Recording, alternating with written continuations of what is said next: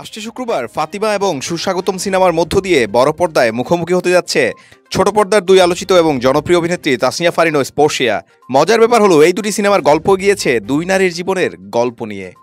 এর মধ্যে তাসনিয়া ফারিন অভিনীত ফাতিমা সিনেমাটির শুটিং শেষ হয়েছে প্রায় ৬ বছর আগে, কিন্তু নানা কারণে রিলিজ পেতে এই লম্বা সময় লেগে গেল। অভিনয় জীবনের শুরুর দিকে এই ছবিতে অভিনয় করেছিলেন তাসনিয়া ফারিন।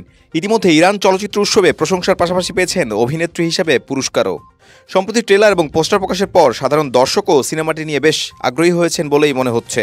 ধ্রুব হাসান পরিচালিত ফাতিমা সিনেমাতে ফারিন ছাড়াও অভিনয় করেছেন ইয়াশ রোহান, তারিক আনাম খান, মানস বন্দ্যোপাধ্যায়, সুমিত সেনগুপ্ত, পান্ত কানায়, আয়েশা মানিকা সহ আরও অনেকেই।